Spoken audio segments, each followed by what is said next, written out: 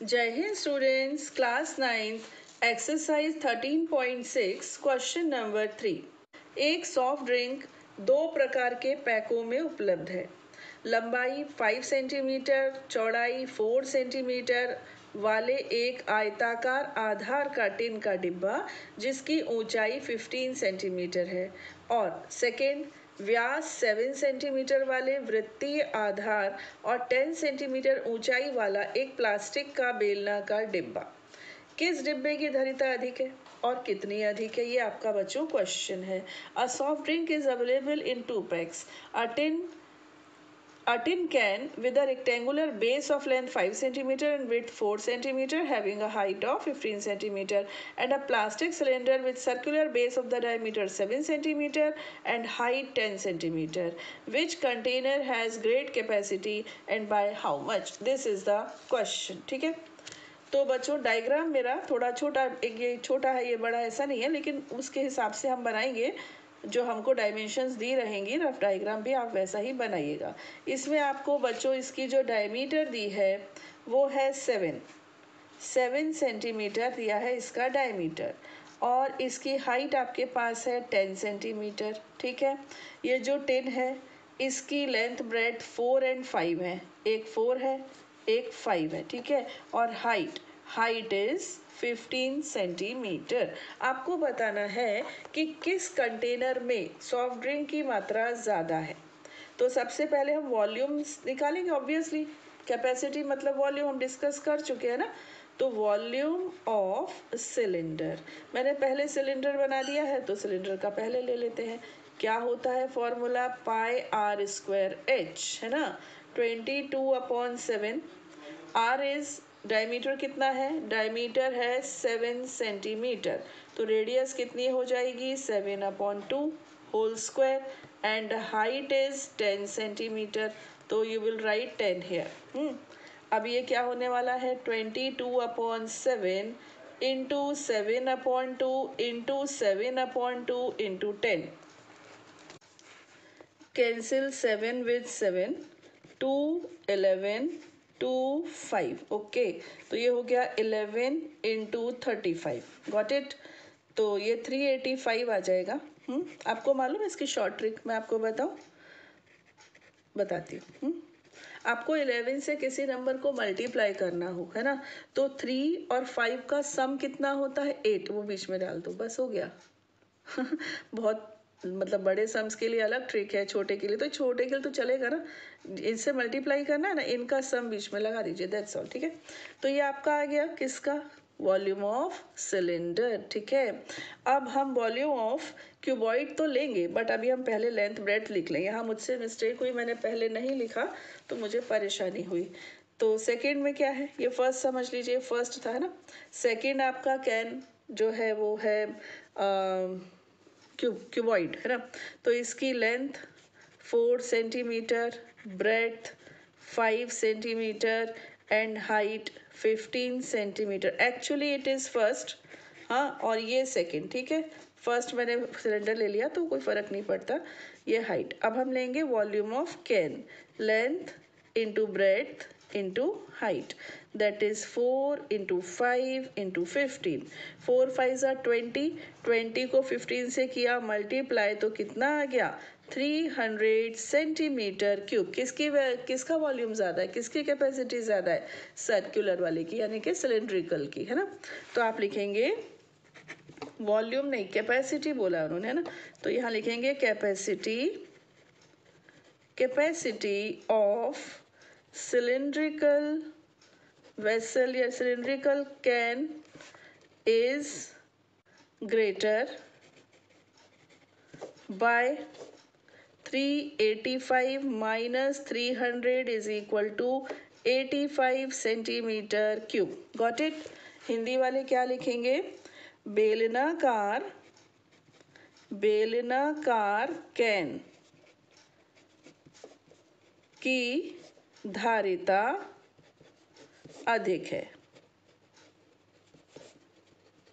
अंतर दोनों में डिफरेंस कितना है 385 minus 300, that is 85 centimetre cube. ऐसे ठीक है बच्चों, तो इस तरह से हमारा क्वेश्चन नंबर 3 कंप्लीट हो गया। यदि एक बेलन का पार्श्व पृष्ठीय क्षेत्रफल 94.2 सेंटीमीटर है और उसकी ऊंचाई 5 सेंटीमीटर है तो ज्ञात कीजिए आधार की त्रिज्या, बेलन का आयतन, और इस बार आपको पाई लेना है बच्चों 3.14। Okay, if the lateral surface of a cylinder is 94.2 centimeter square and its height is 5 centimeter, then find radius of its base and its volume. Use pi is equal to 3.14। देखो कितनी अच्छी हमारी हिंदी है, लीजिए, यहाँ तो बस यूज कह दिया ना। चलिए अभी हम यहाँ पर लिखते हैं जो हमको गिवन है। सबसे पहले हमको कर्व्ड सरफेस एरिया गिवन है। कितना गिवन है? 94.2 सेंटीमीटर स्क्वायर, है ना। हिंदी में क्या लिखेंगे? पार्श्व पृष्ठीय क्षेत्रफल। ये हमको 94.2 सेंटीमीटर स्क्वायर गिवन है। और क्या गिवन है? Height. Height is 5 centimeter. What you have to find? Number 1 R and number 2 V. Okay, ये दो चीज़ें बच्चों हमें बतानी है, एक तो रेडियस और एक वॉल्यूम। चलिए नेक्स्ट पेज पर हम इसको स्टार्ट करते हैं। सबसे पहले हमको CSA गिवन है। CSA is 94.2। वेल फॉर्मूला क्या होता है CSA का? 2 pi RH, है ना, is equal to 94.2 2 into, now we are bound to take pi as 3.14। उन्होंने बोल दिया यही लेना और कुछ नहीं लेना, है ना। R और H कितना है आपका? 5 is equal to 94.2। एक चीज और मिस हो गई, यहाँ पर हमें लिखना होगा let the radius of the cylinder be R centimetre. माना लिख लेंगे बेलन की त्रिज्या R सेंटीमीटर है, ठीक है। नाउ ये आपका 5 2 10 हो गया बच्चों, 5 2 10, है ना। तो 3.14 into 10 into R is equal to 94.2, है ना। डेसिमल रिमूव किया, नीचे आ गए 2 0, 1 0 से 1 0 cancel. Now R is equal to 94.2 into 10, ये 10 ऊपर चला जाएगा और ये नीचे आ जाएगा 314। यहाँ से डेसिमल रिमूव किया तो 10 नीचे आ गया, ये तो चलो कैंसिल हो ही गए। ये मुझे दिख रहा है ये 3 टाइम्स कैंसिल हो रहा है। 314 को 3 से मल्टीप्लाई कर दो, परफेक्ट 942 आएगा। आप नहीं तो आप पहले 2 से फिर देखो किससे करके, ये होता ही ज़रूर होगा क्योंकि मैंने इसको ओरली भाप लिया है। तो R की वैल्यू 3 आ जाएगी आइदर डायरेक्ट, और आप इसको बच्चों या होमवर्क की तरह कर लीजिएगा, है ना। खुद से करने से अच्छा लगता है। तो रेडियस आ गई आपकी 3 सेंटीमीटर, है ना। इसके बाद क्या रह गया? वॉल्यूम। ओके, वॉल्यूम क्या होता है? पाई R² H, है ना। तो पाई को हमको लेना है 3.14 इंटू 3 R कितना है बच्चों? 3, तो 3 स्क्वायर है ना, तो 3 इंटू 3 हो जाएगा। और हाइट मुझे याद है 5 थी। तो अभी कितना हो गया ये? 3.14, 9 5 45। यहाँ मल्टीप्लाई करूँ कि यहाँ करते हैं? चलिए इसको थोड़ा रफ वर्क के लिए ले लेते हैं। 314 को we are going to multiply by 45। 70 15 56 12, थोड़ा सा क्योंकि कुछ उसमें एडवर्ड होना नहीं था तो ऐसे ही कर दिया। 14, इट इज़ 141.35 डायरेक्ट लिख दिया बच्चों, क्योंकि 2 प्लेस के बाद डेसिमल आना ही था ना वहाँ पर, तो हमने उसको इस तरह से लिख दिया। तो अब बुक में अगर थोड़ा सा पॉइंट्स में या डेसिमल के बाद कुछ चेंज हो तो चलने दीजिएगा। रीज़न बताऊँ मैं आपको ऐसा क्यों डिफरेंस आ जाता है? डिफरेंस इसलिए आ जाता है कि हमको तो वो कह देते हैं कि आप पाई की वैल्यू 3.14 लीजिए और हम स्ट्रिक्टली फॉलो करते हैं, और खुद जब ये कैलकुलेशन करते हैं तो मोबाइल से कैलकुलेटर से कर देते हैं, और कैलकुलेटर तो आपको पता है 8 डिजिट तक लेता है।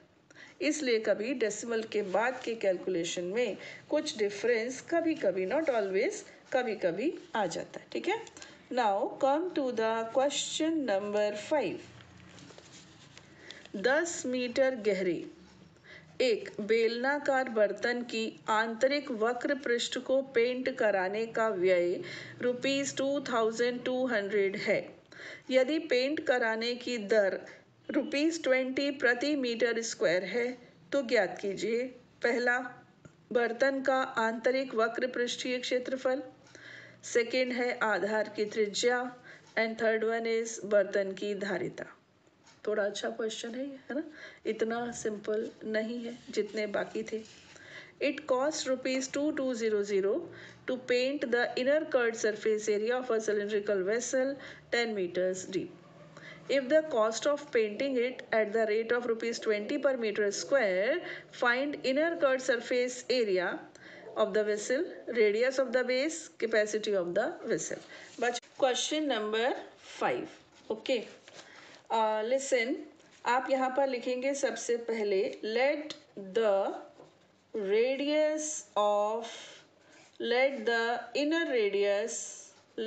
inner radius of vessel. Okay, let the inner radius of vessel be r meters. माना बर्तन की आंतरिक त्रिज्या r मीटर है। Got it. इसके बाद आप लिखेंगे तथा वक्र पृष्ठीय क्षेत्रफल a वर्ग मीटर है and its curved surface area be A square metres. देखो हमको उन्होंने कुछ नहीं दिया, सिर्फ एच और कुछ भी नहीं, सरफेस एरिया भी नहीं, कुछ भी नहीं, तो हमने इसको ले लिया ए, कर्व्ड सरफेस एरिया को बच्चों हमने ए ले लिया और रेडियस को ले लिया आर। ठीक है। अब कॉस्ट दी हुई है, उन्होंने कहा कि रेट ऑफ पेंटिंग पर मीटर स्क्वायर इज ₹20। ओके, तो आप यहाँ पर लिखेंगे cost of painting 1 meter square area is ₹20. Therefore cost of painting of a meter square हमारा कितना था a, है ना, तो a मीटर स्क्वायर का खर्चा कितना हो जाएगा 20 into a। इतना समझ में आया। 1 मीटर स्क्वायर पर खर्चा आ रहा है ₹20, है ना, और हमारा एरिया कितना है, हमारा एरिया तो उन्होंने दिया ही नहीं, हमने तो ए लिया है उसको, है ना, तो हमारा एरिया है समझो ए पर कितना खर्च आ रहा है 20 into a। Got it. ऐसे ही हिंदी वाले लिखेंगे 1 वर्ग मीटर क्षेत्र पर पेंट करने का खर्च ₹20। तो ए वर्ग मीटर पर कितना खर्च आएगा 20a, but total expenditure total खर्चा हमको दिया कितना है, देखो कितना खर्च आया था ₹2200। कितना आया था बच्चों 2200, परंतु कुल खर्च कितना है 2200। अब हमारी गाड़ी चल पड़ी भाई, हमारे हिसाब से आना चाहिए था 20a, लेकिन आया कितना 2200। उन्होंने तो 2200 पे किए और हम कैलकुलेट कर रहे हैं, एरिया ए है, ₹20 के हिसाब से कैलकुलेट कर रहे हैं, तो इस तरह से हमको ए मालूम चल गया बच्चों, है ना। बड़ी चालाकी से हमने ए निकाल लिया, कितना आ गया 110 स्क्वायर मीटर्स, ये हमको मिल गया एरिया। Got it. इतना आया समझ में। अब बताइए कर्व्ड सरफेस एरिया का फॉर्मूला क्या होता है 2πRH। तो फर्स्ट पार्ट तो बच्चों ये हो गया, हमसे उन्होंने फर्स्ट पार्ट में क्या कहा था, देखिए फर्स्ट पार्ट में कहा था inner curved surface area of the vessel बताइए, यानी कि बर्तन का आंतरिक वक्र पृष्ठ बताइए। ठीक है, एक काम तो हो गया, 110 आ गया, है ना। सेकेंड क्या कहा है उन्होंने, सेकेंड में बोला है रेडियस बताइए। Okay, 2πRH is equal to 110, है ना। वैल्यूज रखें 2 into 22/7, R is unknown and what is H? H is 10। इसकी जो डेप्थ थी वो 10 थी।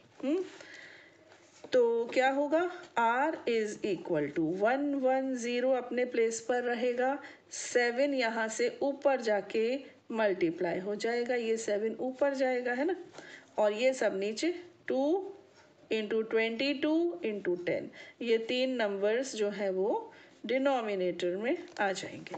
ये 0 से ये 0 हुआ कैंसिल, 11 वन ज़ा 11, 11 टू ज़ा 22। ओके, तो R इज इक्वल टू 7/4। अब आप इसको डिवाइड करके चेक कर लेना बच्चों, मुझे थोड़ा थोड़ा ओरली याद रहता है या एकदम से देखने से आ जाता है। तो कितना आ गया ये? 1.75। आप डिवाइड कर लीजिएगा तो सेकंड पार्ट भी हो गया है ना।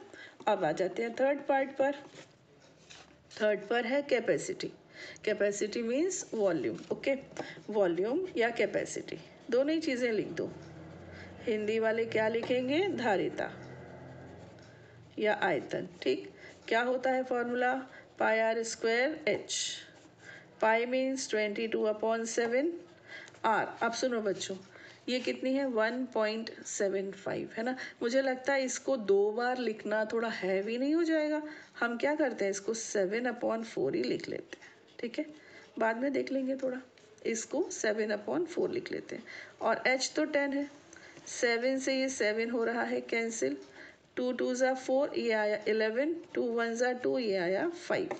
तो 11 7 ज़ा 77 इंटू 5, या वही वाला करें पिछला वाला। देखिए 11 इंटू 7 5 ज़ा 35/4, तो ये आ गया 385/4 आ गया ना। अब आप इसको डिवाइड कर दीजिए, तो 385 को हम जा रहे हैं डिवाइड करने। 4 9 ज़ा 36, 25 4 6 ज़ा 24, 1.028205। तो आपका आंसर आ गया 96.25। ओके, क्या? Metre cube. Got it? तो बस इतना सा हमारा ये क्वेश्चन था, इतना सा। ठीक है, तो खुश रहिए बच्चों, खूब मन लगा कर पढ़िए, आगे बढ़िए। जय हिंद।